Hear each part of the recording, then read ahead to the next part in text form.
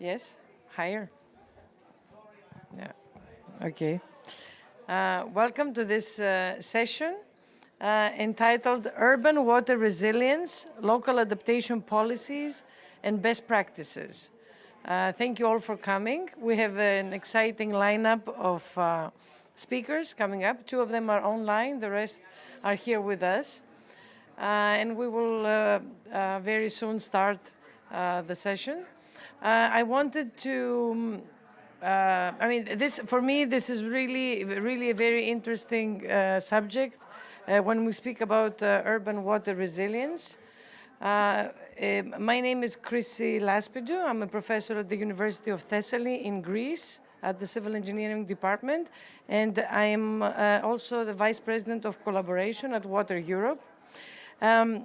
Thessaly was in the news very recently because we had horrendous and very destructive floods that really cut power for a week. It cut water for a week. I mean, it was really a very destructive event. And that comes to show, and we don't think that the region will bounce back very soon. So everything needs to change. Everybody's thinking this is a crisis, this is time maybe for new things to happen, and adaptation is something that the local communities need to adjust.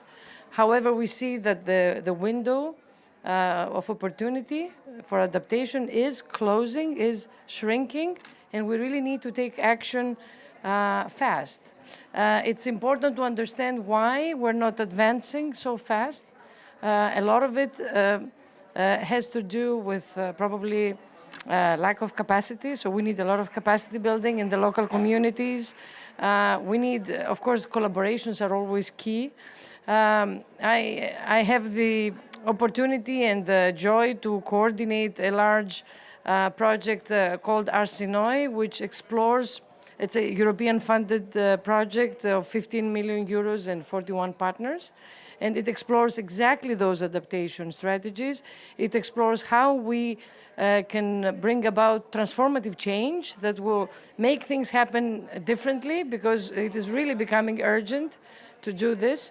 We have a case study in Athens where we explore, this is just an example, we have 9 case studies, but one of them explores urban heat.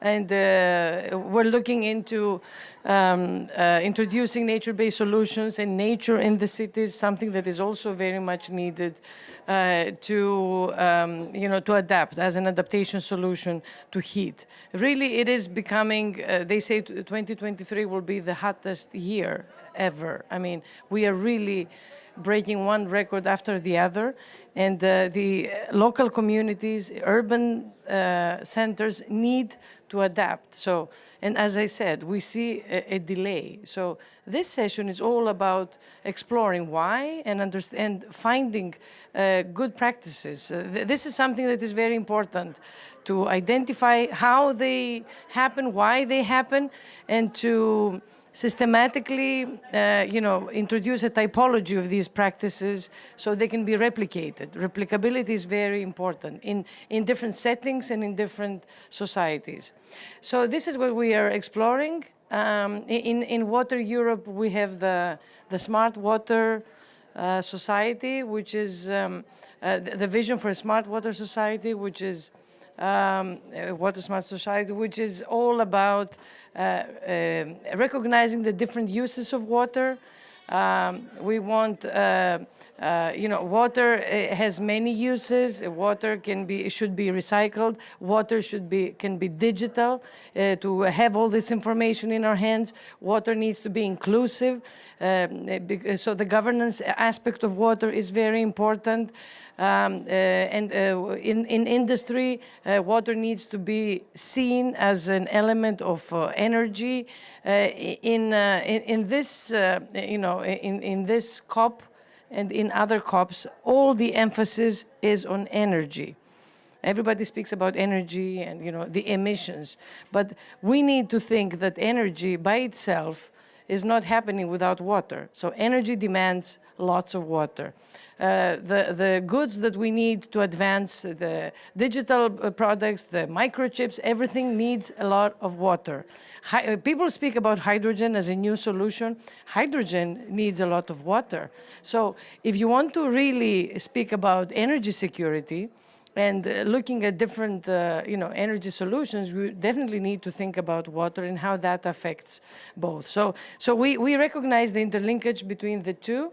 And of course, food, which is another very important subject, of course, that to feed the planet, biodiversity, and then all the materials that have to be reused. So a very complex system that we're exploring today. Let me give the floor. I don't want to take more of the time, but we are here to see an exciting lineup of speakers that will give us these examples from different settings and diverse situations, so that we can see how we can advance in the adaptation in the local, in the urban setting. So let's start with the first speaker, Ms. Anna Asti. We have the honor to have the State Secretary for Environment and Sustainability from the state of Rio de Janeiro, Brazil, all the way from Brazil with us. So this will be the first speaker.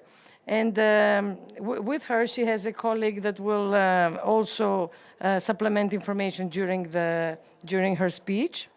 Then we have online. We will two of the speeches will be online. So we'll have Dr. Oriana Romano online, who is the head of unit from the Water Governance and Circular Economy in Cities in the OECD Center for Entrepreneurship, SMEs, Cities and Regions. So very relevant again to what we are doing here. Next, we will have Professor Tony Wang. We see him here with us. So from Monash University. And he will give us his speak, and he has a colleague that will also supplement and come up, during the speech. And then we have with us Ms. Ruth Matthews, who is a senior manager at the Water Cooperation and Diplomacy Department, and she's the coordinator of Action Platform for Source-to-Sea Management. Okay, with SIWI. And at the end, online, Ms. Layal Abi Esber. She's a climate change coordinator, UN Habitat Lebanon office, so this will come from Lebanon. So as you see, a diverse group of speakers, and we have ladies. We're happy to see many ladies here, which is very good. So let me give the floor and I'm thinking we hear the speeches, about 10 minutes each, and then we invite people for questions. Okay? So we give the floor first to Anna Asti, please. Please come up. Yes, please. And, if you all want to move on. I think so. Yes, maybe it's better for you to be able to see it.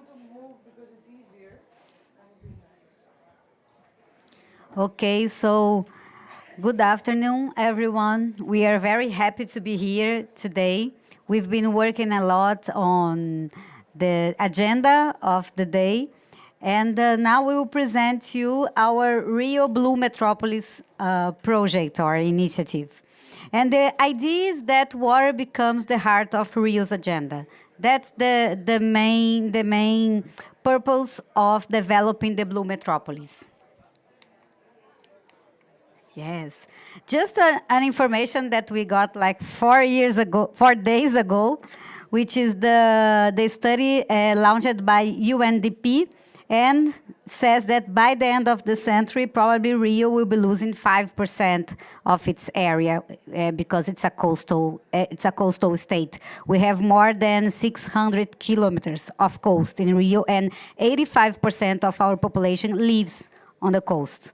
And it's a city that has more than 700 favelas, more than 1.7 million people lives in the favelas, and due to climate change and strong strong floods, and strong extreme events, we have more than 600 homeless and displaced families in the recent years.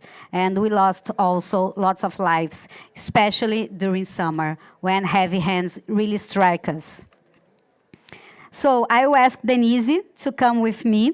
Denise, she is from the water company of the state of Rio de Janeiro, SEDAI, and they just went through the concession of sanitation in the state of Rio in 2021, and this has really changed our perspective for the next 35 years. Yes. After 2 years,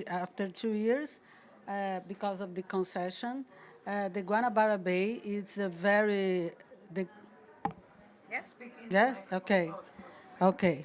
The Guanabara Bay it's a very huge bay inside the metropolis, the area.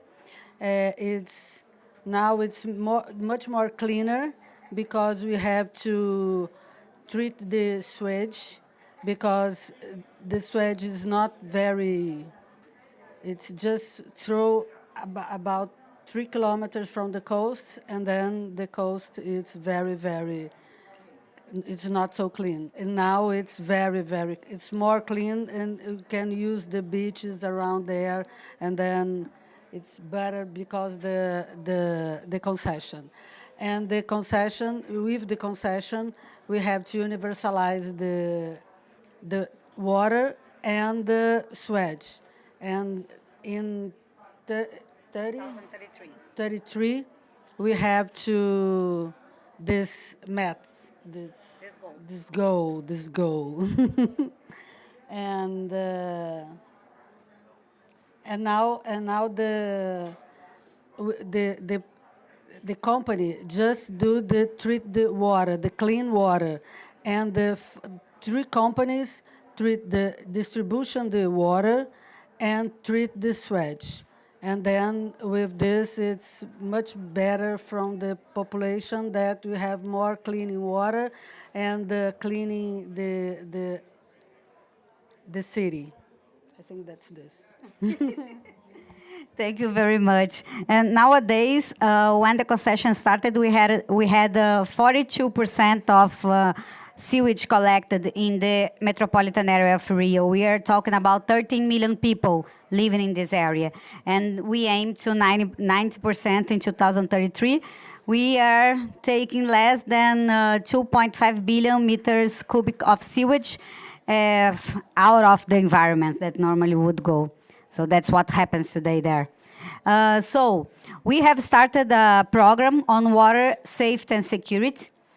From the start of the program, we have already succeeded to remove 4.2 million meters cubic of sediment from more than 400 rivers. This is one of our Limpa Rio program, one of our biggest program, and it's very important because it's the one that helps the families not being flooded during the heavy rains. We have been investing more than $2 billion only in water security projects. So it's really something that we have to put lots of money, and it's local money. It's not, we don't have assistance from federal government or international organizations, local, and it's a very important part of the government budget. And we are now preparing our plan for safety and security, and it aims to 2045. So it's really looking 20 years ahead. And you can imagine, Rio, nature-based solutions is really the base of our environment. We are really rich in forests. We have the Mata Atlântica forest there. We have now 1.4 million hectares of protected areas in the state. As you see, the Guanabara Bay is in the middle of the map, and you'll see the green belt. This is just a belt around the metropolitan area where we have 30 million people living. So we, in the COP of the COP26, we have target a goal, we have launched a goal to reach 40% of forest cover in Rio, which means growing in 10%. So we want to reach 1.7 million hectares, meaning 441,000 hectares of forest in the next till 2050. And this is really important because we need to protect our watersheds. We need to protect really where water is born. Our drinking water is born, which is in the green area. And of course, we'll have lots of mangroves in the area, but it's true that we lost most of them. And they are really important to protect us against extreme events, especially when we have studies saying that we will lose 5% of our coast by the end of the century. So we are just launching now a new call for projects on 10 million reais, which is our currency, to invest in mangroves projects. And we really need more investment in this area. Innovation is also something that is very important for us. So we started a Blue Tech Hub in Rio. Since we are, in the next 10 years, we need to achieve 9% of sanitation, the quality of our waters will really change. We already seen this. Our beaches became, just in 2 years of sanitation, our beaches are already become swimmable again. Beaches that weren't swimmable for the last 14 years, they are swimmable now. So this is a big change for Rio de Janeiro. And so we started to work also with an international platform called BetaI, which is based in Portugal, language approach. And so we started this program, Blue Rio, with different startups. We made a international call for startups that want to present innovation project on blue economy for the private sector and the public sector in Rio de Janeiro. And we had 49 countries and 289 startups sending projects to be developed in Rio. And it was a pity because we have 24 startups that were approved in the program, more than 8 big multinational companies that are placed in Rio are hiring the first pilots of those startups. And it's true that we wish we could do the 289, but we got, by the end, 24.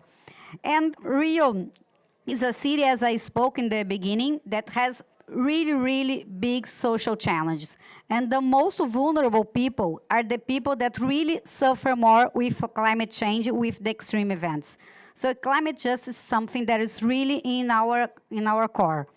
And we started to develop also, coming with innovation in the process. We have the first favela with innovation, environmental and social innovation park, which is the favela of Rocinha. I don't know if you know, but it's a favela with more than 200,000 people living in a hill, very, very, very hard hill. It's in the middle of the city, and we started to invest in projects developed by the people from Rocinha, by the people that lives there. Okay, my time is finishing. And so this is a soap that's not a common soap. It's done with oil recycled from the favela, but also has microorganisms that helps to eat the pollution, the grass of the pollution. So it's a partnership with the local university, and it goes cleaning all the way down the favela, the sewage all the way down. We have the Green Tower that teach the students about education and food system and how to use the energy of the planet. The garden vegetables in the ceiling of the houses, recycling. And we have a very, very important project for us, because there is no blue metropolis if there is no environmental education. That's the basis. We have 10 years ahead to achieve 90% of sanitation in the metropolitan area, but we need to work with the students so they can really be a change makers in their communities. We are talking about now a program with 15,000 young people from more than 250 small cities and favelas around the state of Rio de Janeiro, and we really want to prepare them to be the next generation that will change the reality in their own community. And also, during this capacity building program, they prepare projects in their own communities. And some of these projects are really nice. They become entrepreneurs, or we can also invest. So, just to show you the idea, but that's what we are calling a blue metropolis. Blue metropolis is a metropolis that understands water as a common good, is drinking water available for all, is driven by its blue economy, and now the blue economy is more or less 15% of Rio de Janeiro GDP, has good governance practice, multi-stakeholder dialogues, local young change makers, innovation on blue economy, business with social environmental impact, nature-based solutions, and climate justice. And just to finish, we have started our Rio Blue Economy Management Program. OCDE is helping us with its deep dive study. So I think that Oriana will present a little bit afterwards the program of Blue Cities of OCDE. We are engaged in this program. We are developing our state coastal management plan. 27 cities in the coast will develop its sustainable development plans, and we are investing in bioeconomy, in blue entrepreneurship. And our program with OCDE is based on a diagnosis, socio-economic of the blue economy different sectors. We will analyze the relationship between blue economy and water security, because this is something really new for us, to develop a governance model, because we want everybody to be integrated, not only the government, but also the private sector, the universities, the civil society, and produce regulatory frameworks and action plan for Rio. So just for you to have a last look, but that's the size of Latin America and Brazil when we look at its natural resources. That's a map based on natural resources. So we have a lot to protect. Thank you.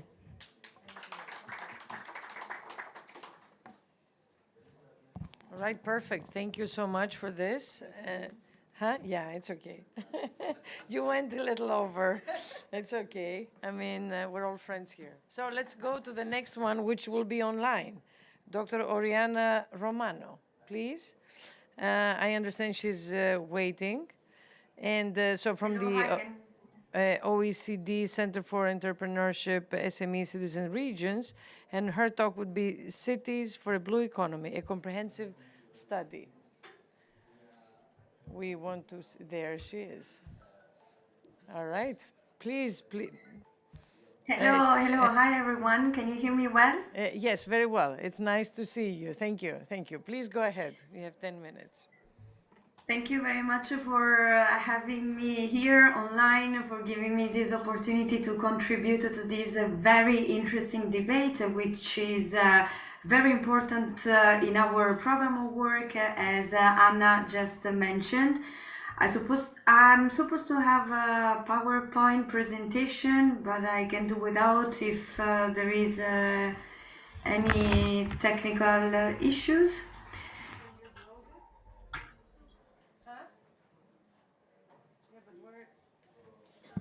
Can you share it or not? Can you do it, on yourself? I mean, huh?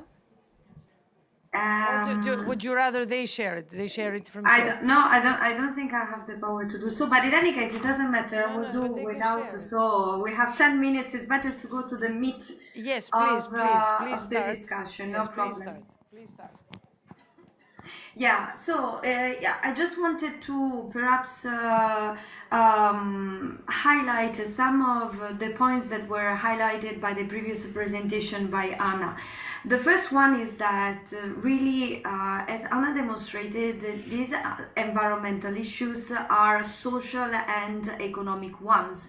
In fact, we can consider and we could take into account that 90% of climate related impact manifest themselves in terms of water related disasters or water related events.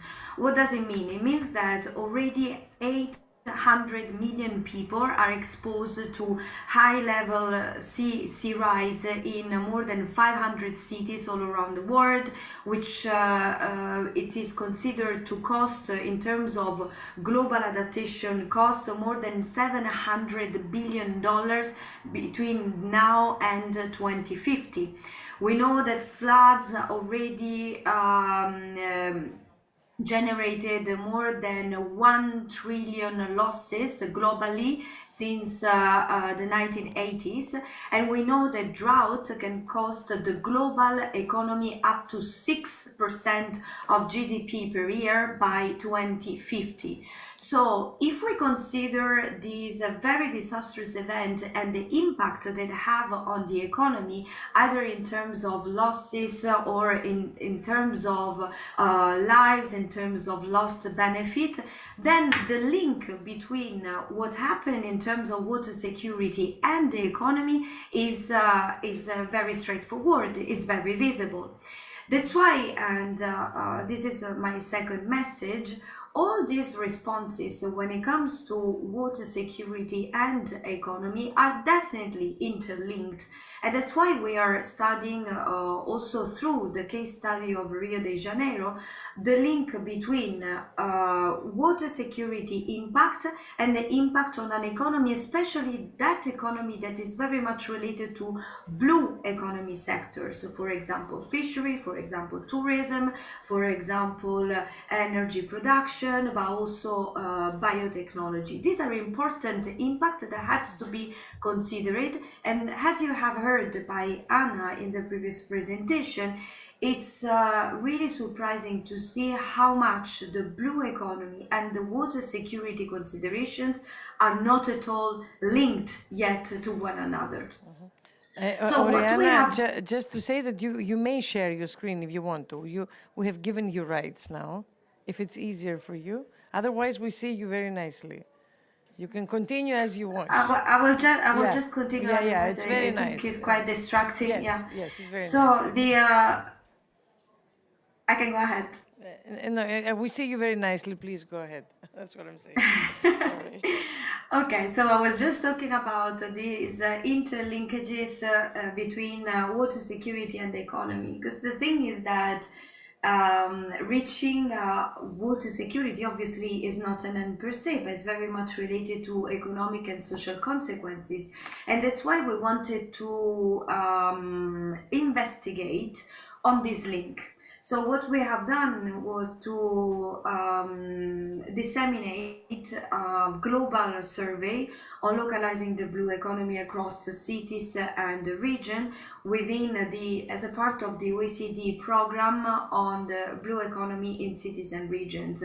This global survey was disseminated thanks to many partners such as the International Association of Cities and Port, ICLEI, Resilient City Networks, Ocean and Climate Platform, and UCLG Africa.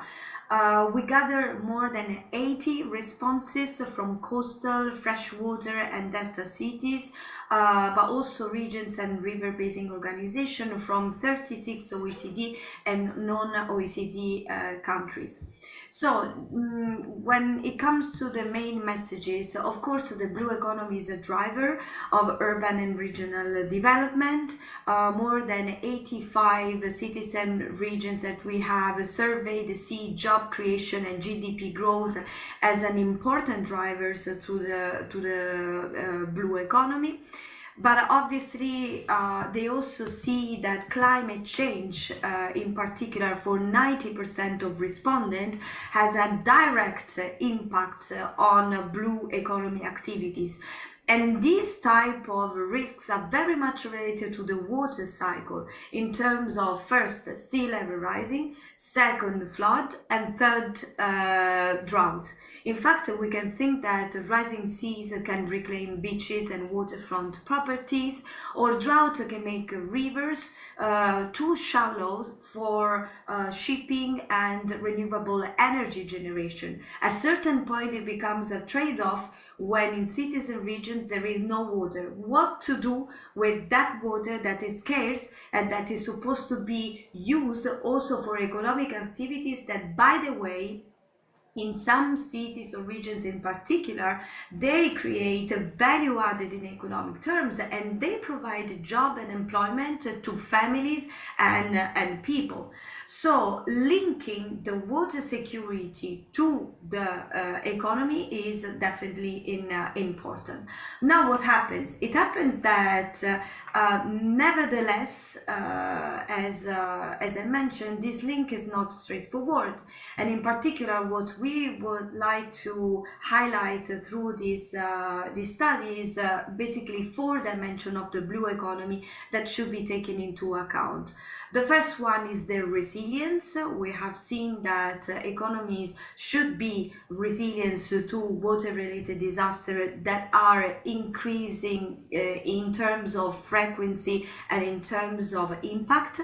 Blue economies should be inclusive in terms of engaging stakeholders and local communities, and also facing a just transition when transitioning towards a greener blue economy.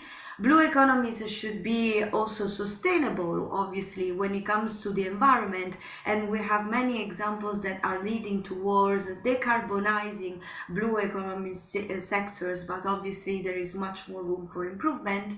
And last but not least, the blue economy should be circular, because they depend on water quantity and water quality, and so the link with the circularity, how much water consumption can be prevented, reduced in terms of reducing water losses, or can be reused when it is needed, then it is absolutely key.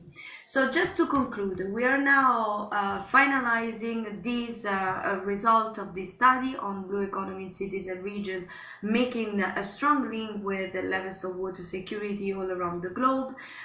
Through this study, we would like to provide the governments with practical tools on how to reach resilient, inclusive, sustainable and circular blue economy, which as acronyms we call a risk-proof blue economy. And at the same time, through deep dive case studies, as in the case of Brazil, Rio de Janeiro, we will provide specific support to some territorial context, because of course responses should be place-based and should take into account all the social and economic and environmental impact that Anna just mentioned.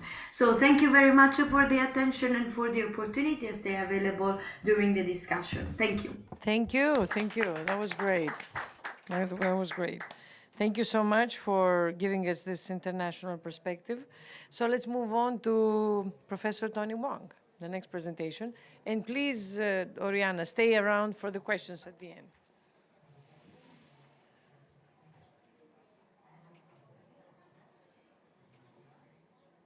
Just a minute. They're loading it. You need to speak in the mic.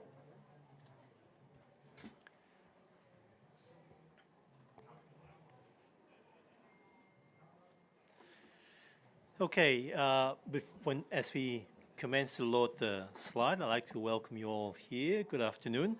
I'm going to describe to you quite a different dimensions to what we have heard so far. We've heard Rio de Janeiro, big city, and all the initiatives that are directed to it. I'd now like to bring your attention to looking at this whole notion of leaving no one behind. And specifically to give you an example of some of the work we're doing in Fiji in relation to informal settlements. And we are particularly looking at those settlements that are in one of the most inhospitable area that people live in.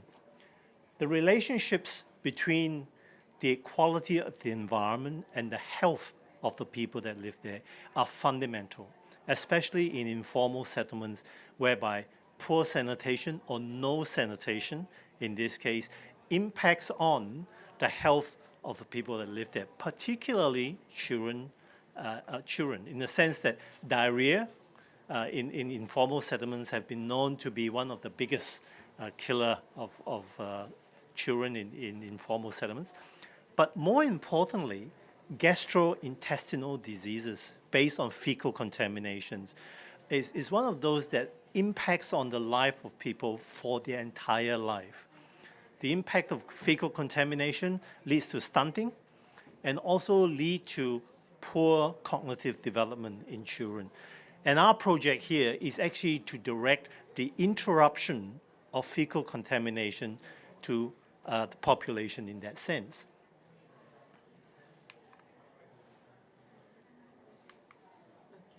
And the way we achieve that is that, as you know, we are trying to look at multiple causes of contaminations in that site. We need to look at flooding. Those areas are so low that in some of the areas that we worked in, tidal flooding occurs every day. Yeah? Secondly, sanitation. Not only do some of the communities practice open defecation, but even when they do have a cesspit or a septic tank, the fact that that site is constantly inundated meant that they are largely ineffective. And when you do have inundation by the tide, in some cases, by rainfall in another, what that does to the community is that it actually redistributes contamination throughout the community every day. The water quality of the environment they live in, most of the communities either bathe or they recreate in that water. That's the way they live. And so the water being contaminated by poor sewage systems upstream being washed down are equally a threat to them. And of course, water sources. It's very easy for aid to basically say, let's dig a well. At the same time, let's dig a toilet. And then you wonder why the well is contaminated when you have sites such as this, whereby significant high water moisture and inundation in that area. And finally, we're looking at how the management of water within that site can actually provide the opportunity to create productive landscape, to introduce new enterprise within those informal settlements, such as the growing of cash crops, flowers, for instance, and how that can actually generate income for the people. That's our project, and these are some of the things that we have to do. We really, for those people that have toilets, but that is just simply connected to the ground, we interrupt that and we collect that sewage. For those that without a toilet, we build a toilet.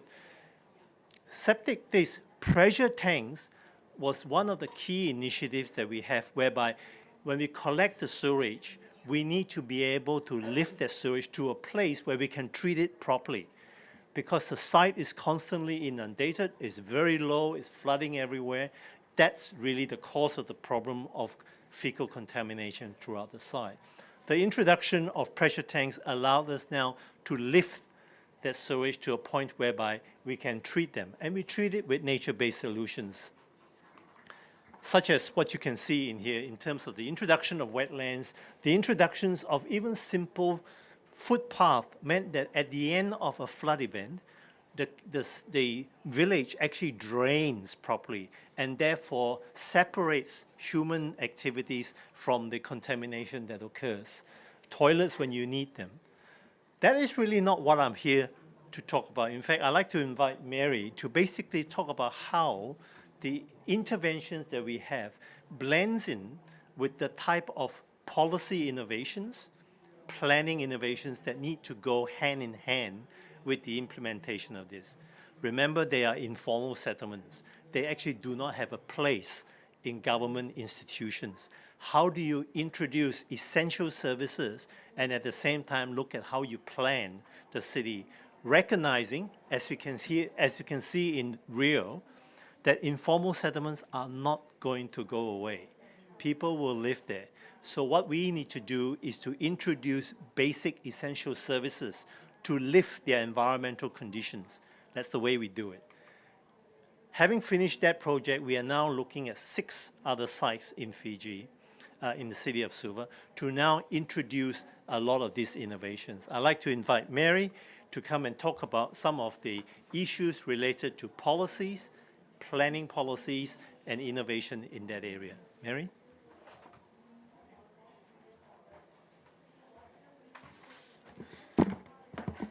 Thank you, Tony.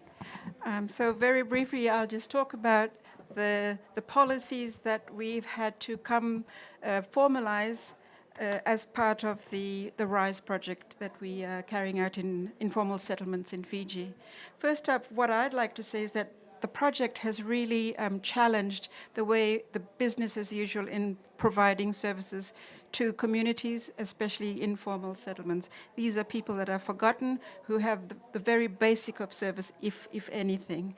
So in part of our design, it is a co-design exercise. We have community engagement committees. We also have in the communities, we also have technical coordination committees, and that is government departments, key stakeholders who are learning from us as we go along. The thing is, this is a very new project. Government, as providers of this service, are also challenged as to how are we expected to provide to people in informal settlements who don't have land rights, who possibly can't afford the services. So we work together and really bridge that gap and learn from each other. The challenges definitely have been getting government buy-in, and also getting the trust of the community. As we know, communities, every now and then someone is coming in and selling a product, selling a project. But we've stayed in there since 2016, 17, during COVID, and now we've got a really good relationship and we've gained their trust. Also, government has understood very well their role in this in the rollout of this project. Various stakeholders now, as we have a pilot site where Tony has shown, and it's working. People from the other settlements come in and learn even further, that they can see with their own eyes how the project actually works, how it goes through the system from individual houses through to the pressure tank, communal septic tank, and through our constructed wetlands. So now there have been many roadblocks along the way as we try to assess applications, because this is a development application. Now the Department of Town and Country Planning, the Department of Housing, they've come up with policy to help stop the blockages, the bottlenecks that cause the delays in getting projects through. So they've come up with their own policies to say, all the 4 local councils that we are dealing with, this is how you will assess the applications, make the decision at local government level. There's no need for it to come to national government level. With the Water Authority of Fiji, they have realized that this project is complementing the work that they do. Government has told the Water Authority, you have 60%, you need to coverage for the whole country for reticulated water treatment. With the RISE project, we are complementing, making up the numbers there. Similarly, let's just say in the housing ministry, when they have projects for informal settlement upgrading, while there are many 250 settlements in Fiji, but for us, just the implementation, the improvements, the water-sensitive improvements that we are carrying out is also complementing the informal settlement upgrading programs nationwide. You will notice, so that is in Fiji. I am also working on a project in Tonga, which is a climate and disaster resilient urban development strategy. Tonga is top 5 in the world of stresses, climate change. They suffer from high water table, surges, volcanic eruptions, and such. Now, they do not have a land use planning plan as such. So we are coming in fresh, and through the community we have focus group discussions, we've had many workshops, and it's through their input we are able to write policy that will reflect what they are talking about, and making it very simple, just 4 zones, green spaces where development can and can't go, and hopefully we will also sell the idea of a nature-based, decentralized wastewater treatment system like in Fiji. And that is all. Vinaka.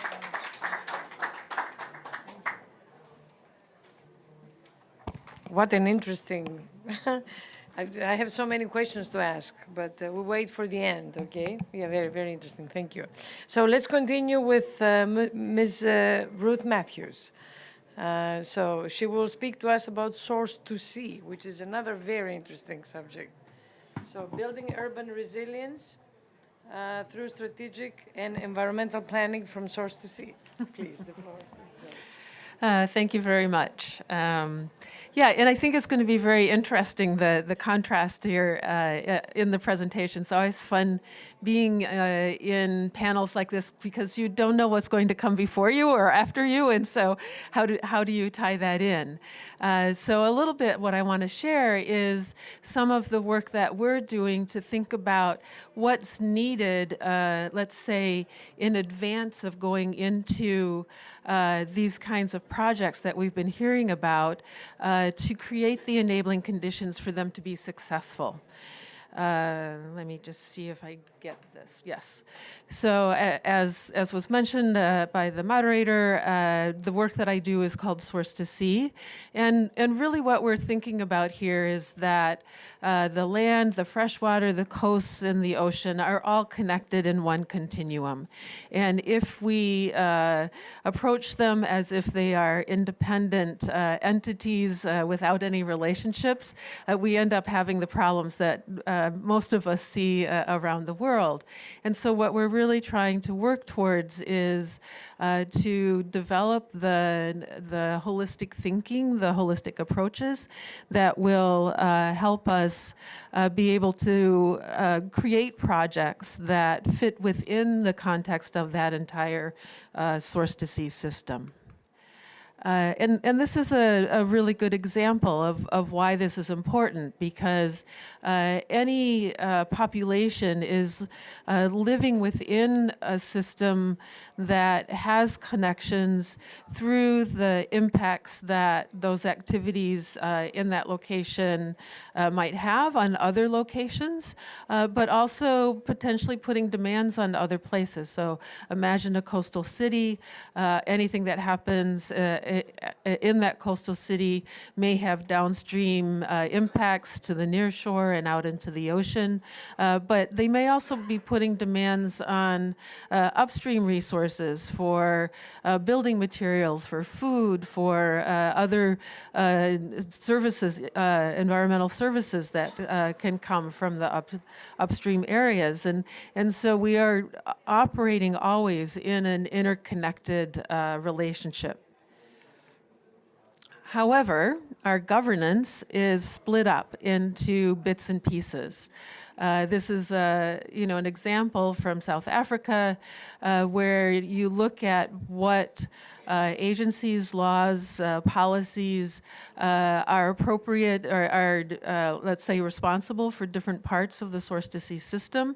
And you see overlaps, you see gaps, you see no continuity across the entire system. And this is something that we're seeing is really problematic. And the IPCC has pulled out that this is significant in terms of climate action, this fragmentation of how we view things, how we make our decisions, how we finance.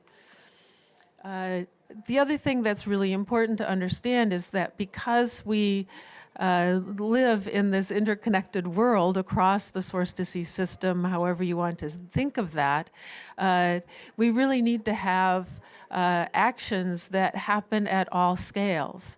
So here we are at the COP, and we're really thinking at the global scale. How do we, what are the policies that we need to agree to? What are the strategies? How do we finance? finance, really thinking at the global scale. Well, that needs to filter down all the way to the local scale. And also it's the local actions that will take us towards achieving those global aims. So we really need to make sure that as we're taking action, to follow the title of this session of locally led adaptation, as we're taking that locally led adaptation, we need to do it in such a way that it is matching with these different scales so that we address trade-offs, we get as many co-benefits as possible from those actions, and we find the synergies that can improve the adaptation and resilience across the entire source-to-sea system. So what we've done is we've developed a 6-step process that is a structured interactive process that we can work with stakeholders at any of these scales to come to a shared action plan and direction. So we start with developing a common understanding of the biophysical system, of the social system, of the governance system, so we really understand the context that we're working in. And this, again, can be at the scale of an informal community all the way up to, a province like Rio de Janeiro, to a country, however you want to bring this together. Once you have that shared understanding, then you can say, okay, what is our desired future condition? Where do we want to end up? And using that foundation of that shared understanding, you can develop a theory of change that takes you towards that. What are the enabling conditions that are needed to change the behaviors and practices that will result in the changes that will lead you to that desired future condition? And from that, you can pull out an action plan that drives that theory of change towards that desired future condition. And with that action plan, you can then implement, monitor, see how you're doing, and adapt. And one of the things that I think is really important when we look at adaptation, locally led included, is that we really need to understand what are the vulnerabilities and impacts that we are trying to address through the adaptation measures, and then be able to track, are we actually addressing those vulnerabilities and impacts with the measures that we're implementing? And if they aren't matching up, we need to modify what we're doing so that we continue to grow towards greater resilience. So we've applied this source-to-sea approach in a number of places. This is an example from Vietnam. In this case, we were working with plastic pollution, but I think it's a really good example because in the city that we were working in, Hoi An in Vietnam, a lot of the services that are being provided around solid waste management are actually being provided by the informal sector. And so we held a workshop in which we invited the informal sector in, along with the Department of Natural Resources Environment and the authority for the local markets, the tourism industry, the full range of stakeholders. And this was a really important step to take because they are not usually invited to these kinds of conversations of how should we move forward with improving the services that need to happen here. And so they felt very much respected and appreciated and came forward with some really brilliant ideas of how they could, as individuals, improve plastic pollution prevention, alongside all of the policies and investments and other activities that the other actors and stakeholders could take. So it really built towards a collective action where every stakeholder had some role to take. And I think this is really important because it gets you out of the frame of reference that it's someone else's job to solve the problem. It creates ownership across everyone. And from that, we built this accountability framework to help the different actors understand their roles and responsibilities to each other and how they were interdependent and what they needed from the other actors to be successful for their part of the puzzle. And I think this, again, was a really important way to bring a holistic understanding to the problem and therefore a holistic response. So thinking about locally led adaptation, some of the benefits that can come from using this source-to-sea approach and this holistic governance framework is one that helps identify those challenges that are not within your own hands, within, step beyond jurisdictional boundaries. So often when cities are planning, they have control over their own jurisdiction, but they may be having impacts or have needs outside of that jurisdiction. So how do you understand those relationships and look for ways to cross that boundary by taking this more holistic approach and inclusive approach? Another one is that it helps to accrue benefits across the source-to-sea system so that you build up a system-wide resilience that accrues through many different actions that complement each other and have a coherence. It also can help with financial savings by building the synergies, by understanding these relationships. You might be able to implement things at a regional scale as opposed to multiple times at a local scale, or find other ways to support each other in your actions so that you can achieve the same aims with less investment. Going through this source-to-sea approach that we've used in Vietnam and other places definitely builds the ownership for the action and makes it so that there isn't a sense of this is something that someone else has to do, someone is telling me to do, but that I am a contributor and have my own role and responsibility and a dependency and a relationship with the other actors. And that builds a really strong sense of community and shared ambition. And then finally, it can help with this understanding of the relationship between adaptation measures and the steps that are needed to address climate change and other threats that we have. Thank you. Thank you so much. Great addition to the rest. So now, because we want to have time for a little bit of discussion, we move to the online speaker, please. The last one. And let's see. Okay, so we have our speaker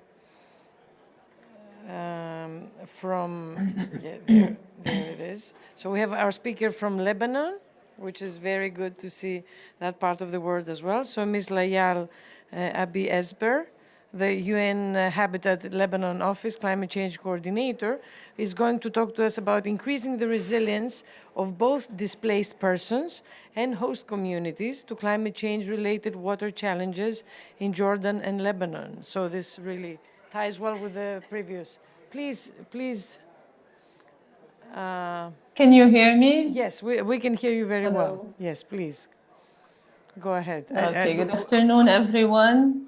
First, I apologize because for some reason my camera is not working. It's But okay. can you see the slides? We can see the slides and we hear you very, very well. Yeah, please go ahead. Excellent, excellent. Thank you very much. I'd like to start by thanking the organizers for hosting us at this interesting pavilion and session. So basically, my presentation is around a UN Habitat project, which is being implemented in Lebanon and Jordan. It's titled Resilient Water Solutions Against Climate Change. To start with some background information to put things in perspective.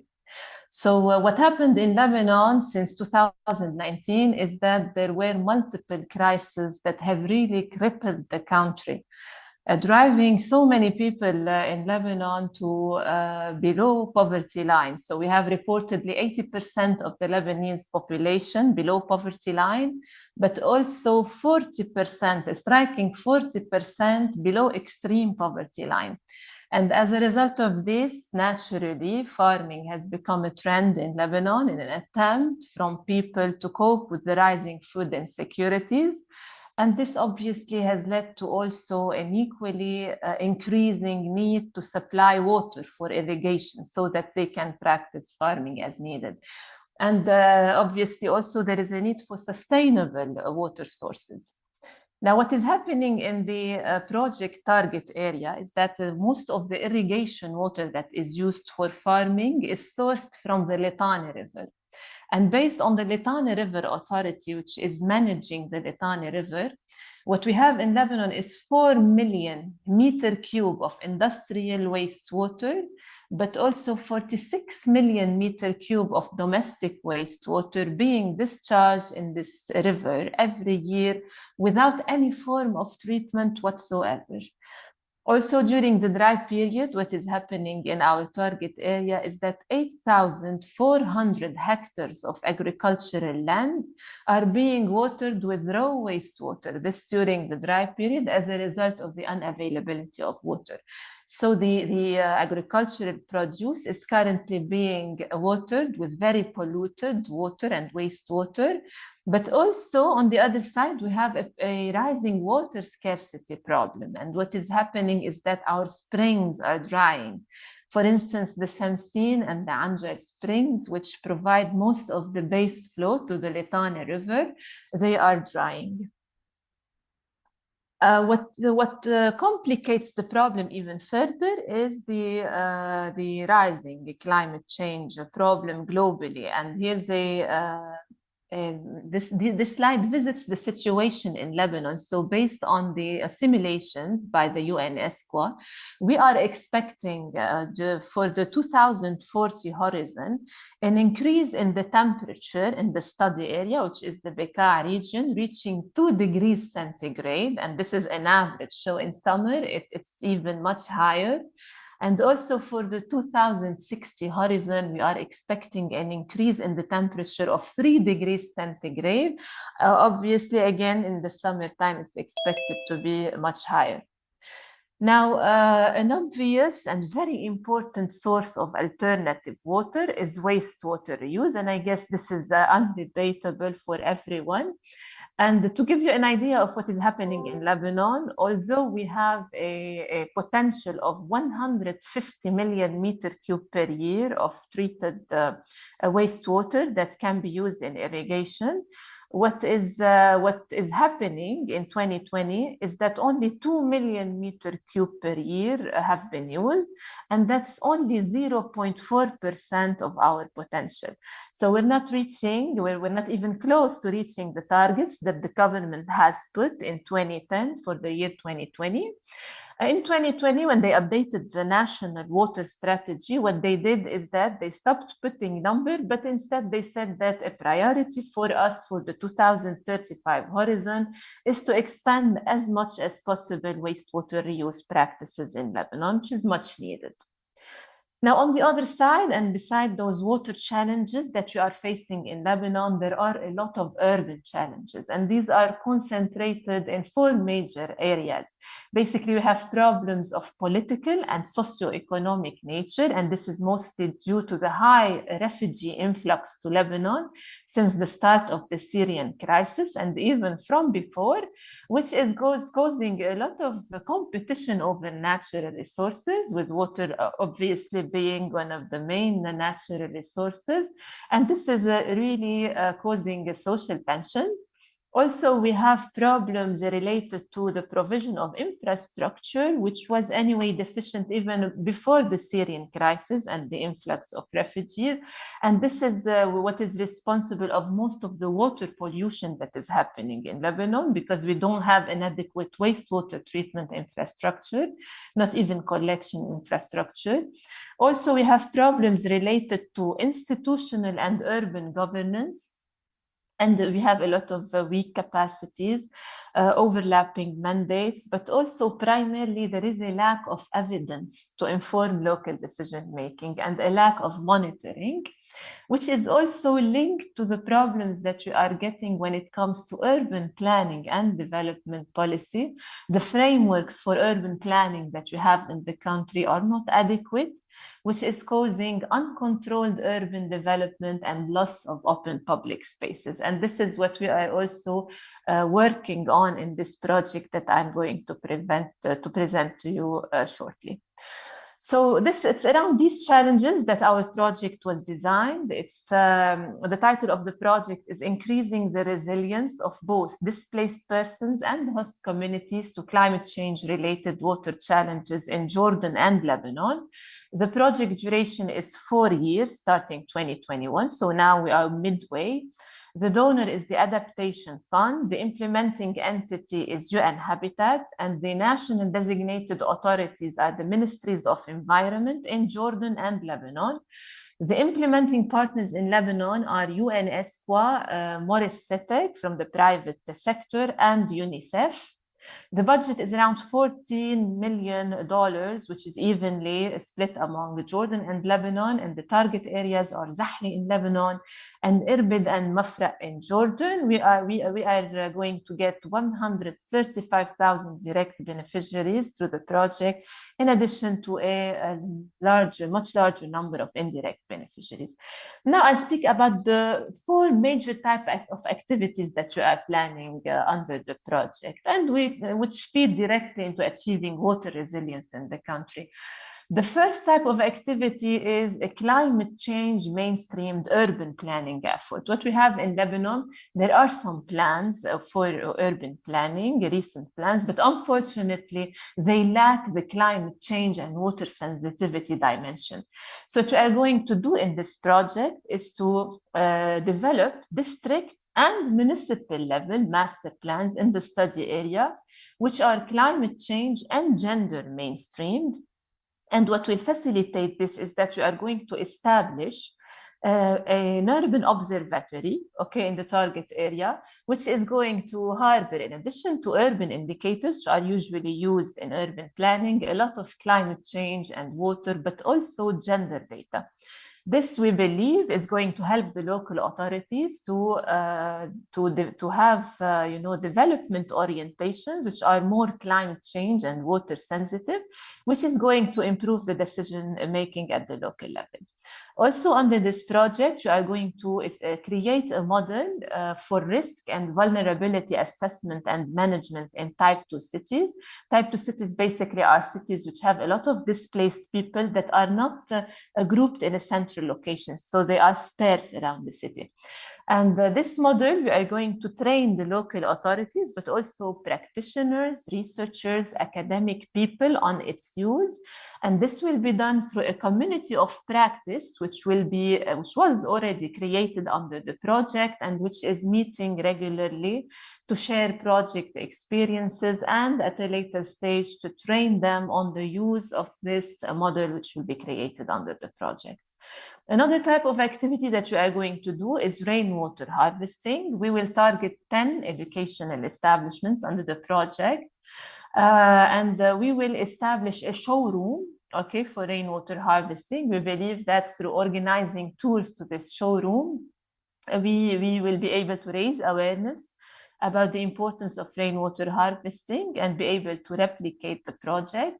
We also are going to develop operation and maintenance guidelines for rainwater harvesting projects, which we believe are going to be very useful not only for the beneficiaries, but also for the local water establishment, which will be responsible of these systems and any replications that are going to take place. Another major activity under the project is wastewater reuse, and we will develop the first full-scale wastewater reuse project in Lebanon. Basically, it will be able to use 20,000 meter cube per day of treated wastewater for the irrigation of 800 hectares of agricultural land, which include also edible crops. We are going to construct a reservoir, a pumping line for this purpose, but most importantly, develop operation and maintenance manuals and train the authorities, improve the capacities on this aspect. And also, which we believe is very important for this activity, is a socioeconomic study which will be developed, whereby we will study based on the people's what the people are paying now in terms of cost of water. We will develop a tariff, okay, that will help ensure the sustainability of the project in the future.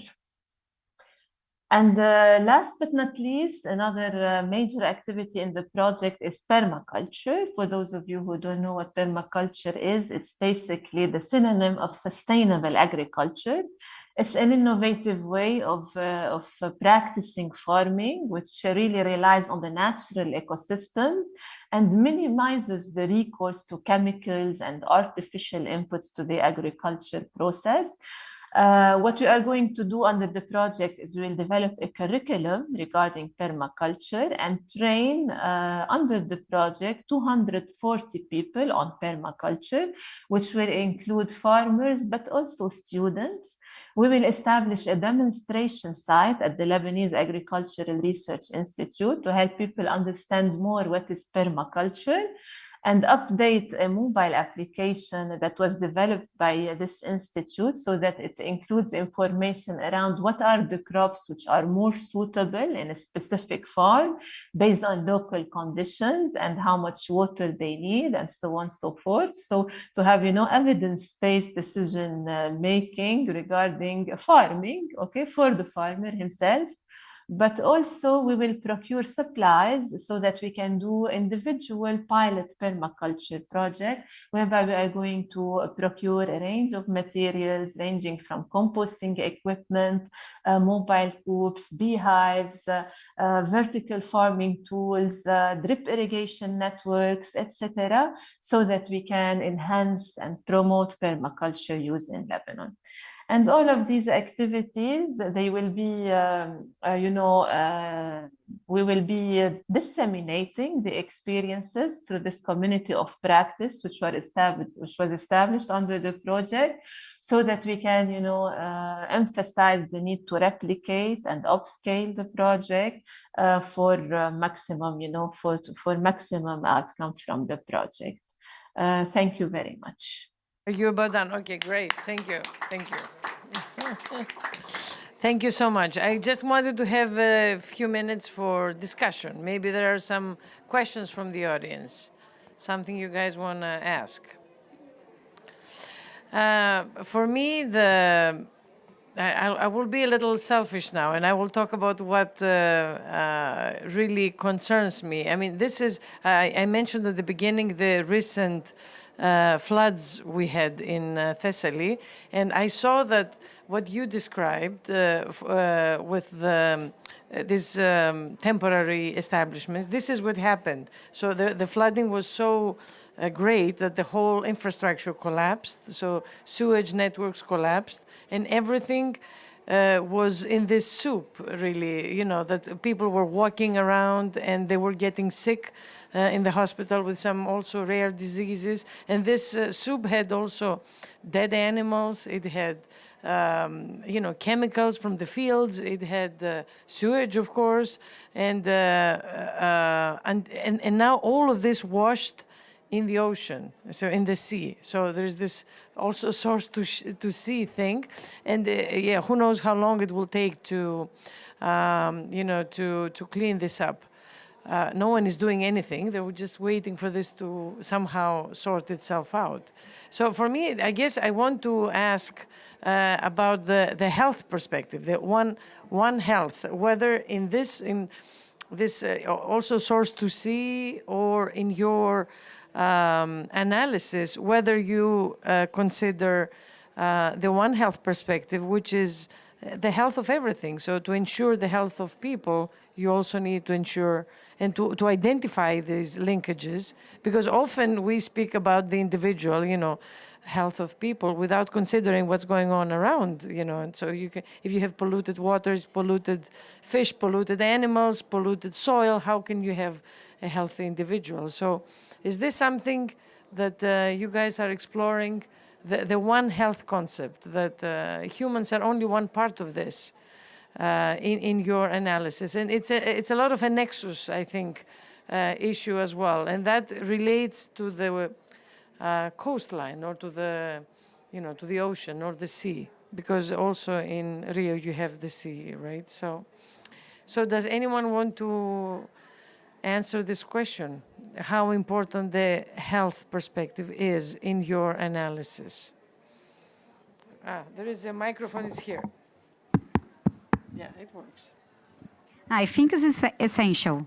Yeah. Because what we've been seeing in Rio, for example, is that it's not only an environmental problem, but it's mainly a healthy problem to the social aspect of the livelihood of the population.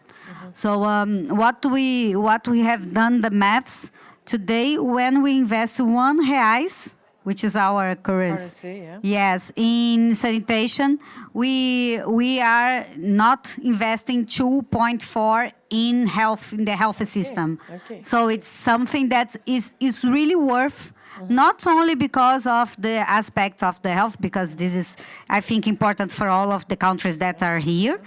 Sanitation is the basis of the health of the population, and but also economically, it's really important for us to change our mind and to understand. Rio, for the last 3 decades, have not invested in sanitation. I see. And 3 what decades. about the animals, though? I mean, let's see, sanitation is one thing. Yes. And what about the animals? How? All the environment, the All the quality of the environment, environment, yeah, the soil. the animals, the soil, the air, the plants, everything. the water. And this is quality of life for all the environment. I think that we are in the merge of a big change. Okay. And the people are starting to understand, and we have to bring awareness about all of this. And especially in the new generations that are coming, to understand how all the system is integrated. Exactly. Because everything is integrated. It's just one. It's just one Earth, one planet, one living system, and we are all connected in this. And we're just one piece of the puzzle. We're not everything. We Not at consider all. everything very Yes. anthropocentrically, but Exactly. We are in the area of the anthropocentric. It's a Greek word. Wow. How do we change this mind? Yes, How do we change this our mind to understand that? And I didn't hear you talk a lot about the community engagement. Did you?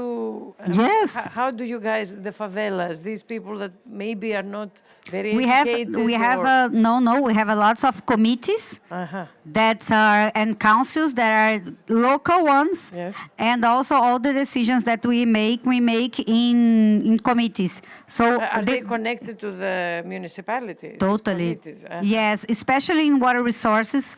We have the committees that also they make the decision on how to invest the money, the public money. I see. So in these committees, you have the civil societies Yeah. that are from the cities where the committee is based. You have also the local municipalities, the public government, and you have the private initiative, all of them talking together. But inside, for us, something that is very important, that it's coming, moreover, now is the participation of the universities Yeah, academia. to bring knowledge, to bring scientific data, information, so we can have a proper knowledge to make decisions, to take decisions. So These are like living labs. And yes, and this is totally. what I mean. In Water Europe, we have the water-oriented living labs that are recognized also from the UN Water Conference as the major instrument to involve all these Yes. different actors in a structured way to advance in this field. So I think Exactly. this is for me. This is I think the biggest challenge to actually really engage, because sometimes we kind of engage, but it's not really touching. And do you know everyone. that I always say that we are now in the government, but our time will pass, we Yes, change. yes, yes. But the community and the local organizations, they stay. there, yes. So the governance, the local governance is essential for the projects to continue. And it's to be something that comes from the local knowledge, that comes from the local will, because normally you don't have the right information, or you don't know exactly what is important. So if it comes from the local perspective and there is a governance that can maintain this in the future, it's really very important. Yeah, I mean, I lead a lot of such work, in living labs, and I see the stuff I learn is so massive. I think I learn more than what they learn from me, and I think I'm the one giving them, but it's the other way around. Our project in the favela of Rocinha, with the Park of Innovation on Environment and Social Development, is a living lab It's a living, in a favela. And we are now going to have our Guanabara Bay as a second living lab. So it's successful. Yeah, very important to know. All right, I don't know if anyone else wants to add something. No. Tell Well, us. I just want to come back to the question that you just asked previously, and that relates to the relationship between environmental quality and population health. Health, right? So there is a whole practice called planetary health that provides Yes. that linkage to it. And of course, the project that we did in Fiji is a fine example that if you can improve on the environmental health, it would follow that the people that live in that environment would improve on their health because they are less exposed to, in this case, fecal contamination. I see. The example you quoted is much more related to disaster management. Yes, disaster. And yeah. that is quite a different connotation in the sense that the resilience to all the flooding and the impact of the flooding is a matter of, is quite different from what we're doing in terms of interrupting the very chronic conditions of environmental quality and population health. So they're two different issues. I see. They're important, but they really require different kinds Different of kinds. strategies and interventions. I see what you're saying, yeah. My question is, to me, this One Health should be very straightforward. I mean, why do we need to, I don't know, to talk about it differently? I mean, to me, it should be self-evident that the health of the environment is actually very much related to our health. But it seems that it is not perceived as such. People think, and I think this has a lot to do with our ecological identities, maybe, treating our homes like it's separate, and then we're not part of the whole. Yes, absolutely right. I mean, we're living in a legacy of urbanization that exclusively exclude environmental quality. Yeah, But it's so and silly, so isn't it? now we see the consequence Yes. of that construct, and we have to pivot and we have to change the way we look at urbanization and conservation almost as two parts of the same strategy. But we don't do that in the past. And also, I think it's related to the way we consume, the patterns of production, consumption, adopting ecologically friendly behaviors. All this is part, I think, of the same story. But for some reason, we just don't think it's necessary, which you know, people do very stupid things. That's what I end up thinking. Right. It's, I mean, now you see that it is not serving us anymore, and we need to act. All right. I don't know if there are any more questions. We are right there at the end of the hour. So thank you so much. Thank you, the speakers and the ones that are still online. Thank you once again. I will clap. Stimulating discussion. And, you know, you have our contacts, and, you know, let's keep in touch with this interesting work that you guys